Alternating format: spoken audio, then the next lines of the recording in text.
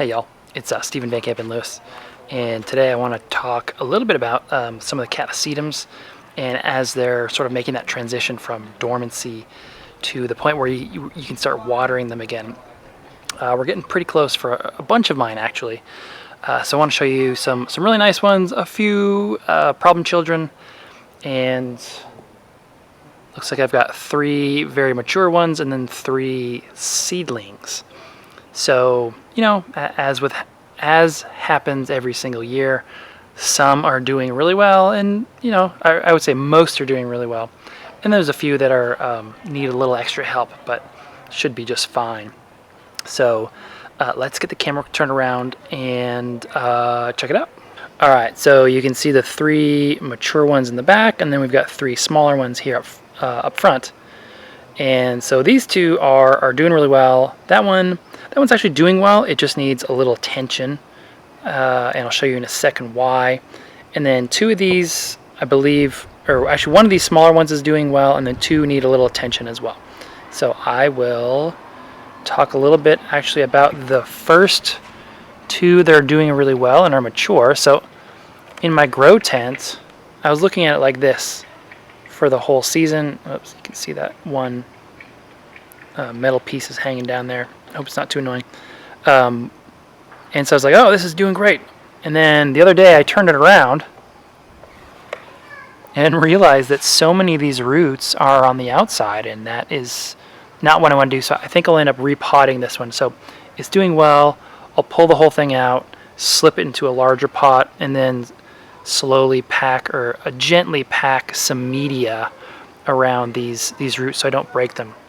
This is when you do not want to repot, so I will be very careful. And as you can imagine, these roots are super delicate. The root tips themselves are super delicate, and if you snap them, there's a good chance that they won't grow back. Although longer ones like this, you know, if I were to snap it, there's a possibility that it'll grow back. So it really, you don't want to break them, but if you let them get long and then break them, I guess it's less bad than just terrible. And this one, this is a Cloacea. I believe this is Grace Dunn. I need to update that tag because it's totally faded off, but you can see the bulbs are fairly desiccated, but that's not a problem. These plants are supremely well adapted to that, and literally within a couple days of watering this one, those back bulbs will fatten. It's absolutely amazing. In fact, at the end of this video, I'll post a video where I show just how quickly these bulbs bounce back after being watered.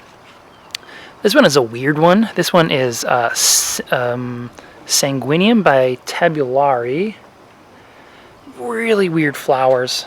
I can't wait to show all of you. It keeps getting eaten by grasshoppers every year, and so this year it's not getting eaten by a grasshopper. I'll show you these blooms probably in a little more than 2 weeks when they open. But again, this one is getting pretty close to watering. Oh, I would say that this one, considering how much juice is in those back bulbs, I'm going to give it another 2 weeks before I water. This one has less juice in the back bulbs. There's still plenty to go. I could probably let it go for another 2 weeks, but it's getting to that point where they're a little skinnier than I'd like. Well, probably quite a bit skinnier than I'd like. So I will let this one go. I don't know. I'll probably water tomorrow, to be honest. And the reason is, if it were just these 2 growths, what's left in the back bulbs would be sufficient to let them grow for another week or 2. But when you add on flowers take up so much energy that they can just shrivel the bulbs super quickly. So I'll water this one starting tomorrow. It's a little earlier than I'd like, but it's not terrible. You can see, let's see, right next to my thumb there is a new root. So that's easily 4 inches long, which is the minimum, you know, I guess, you know. And here's another root. That one there is easily 4 inches long, coming from the top. So that's the sort of minimum that you look for, but I'm not a minimum kind of a person. I prefer to let it go a little longer and let those roots get a little longer before I water. This is my problem child. This is Catasetum nomus. And it's my problem child because look how far up that growth is. So what I'm going to have to do is I'm going to have to pull this one out of this pot. And this pot's kind of dead anyway. But what I'll do is I'll pack the media. I'll get some sphagnum or something else, and I'll pack it around so that the whole thing is a little bit buried. Burying your catasetums is a-okay. They do not respond the same way a cattleya would to being buried, or a phalaenopsis or something else. They do just fine. So when you have growths like this that are high up on the plant, if you bury the whole thing, the old bulbs, that's just fine. But this is a decent flush of roots on a pretty small growth. So this is sort of a problem child in that, again, I'll have to repot it in a little odd way, but ultimately it's a super healthy plant and it looks great. The next ones are doing well.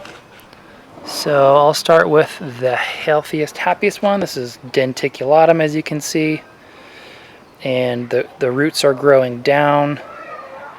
Unfortunately, it looks like one of the roots has grown into that fertilizer basket, so I'm going to have to leave it there.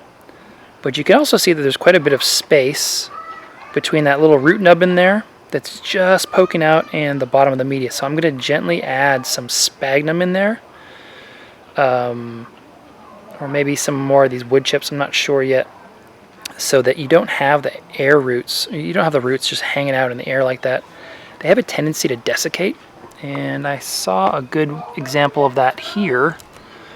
So you see how this root is way out in the middle of nowhere. They sort of abort their roots when that happens quite a bit. So if I were to leave these ones out, just hanging out in the open, and it got this long, there's a good chance that these root tips would abort just like this one. So I don't want that to happen, especially on these small guys, because they don't have a whole lot of roots and they really need all of them. But as I look down the top of the plant, I see a decent amount of root growth. I would say another 2 weeks before I water this one, and that's based on how much juice is left in this back bulb, as well as the length of the roots here, which are about an inch or so, more like 2 inches. So they're most of the way there. This one will start getting water in a week or two. A couple problem children, of course, are Cycnices. Cycnices are always the problem children, it seems like. So this one's okay. At least the new growth is okay. The new roots are growing into the old sphagnum, but these bulbs, these two bulbs here are basically out of energy. There's still a decent amount of energy left in this bulb, but it's still not enough. So what I'm going to do is I'm going to water this one, let those back bulbs fatten up, and then let it dry out again. And that should allow it to. That should give it a couple more weeks of energy. I'm kind of squishing it down because I'm not super excited about how this one is potted, but the fact that the new roots are going into the old sphagnum and then down to the rest of the media means that it should be okay. And this one's Pentadactylon. This one is Jean E. Monnier by Dark Swan. It is a Cycnices as well. So you can see that this little teeny tiny growth here doesn't have a whole lot of juice to rely on in those back bulbs. In fact, there's a good chance that this one won't make it at all. So I will water it, and hopefully those back bulbs fatten up. If they don't, this one is toast. Cycnices are tough to get right. They seem to need a little extra attention in the winter, and I just didn't give it to them this time. But, you know, it is what it is. Sometimes you lose a few, and in my experience, it tends to be the Cycnices rather than the Catasetums. So, that's my general update, and it's a pretty good representative cross-section of how my Catasetums are doing. fact, today, if you're watching this on Saturday when I release this, I'll be chatting with William Green today about the Catasetum collection and how they're doing. So we'll go in a little more depth, the two of us, for next week's conversation. Then the week after that, I can give you an update on my shade house. Anyway, I hope you're having a great weekend. Talk to you later.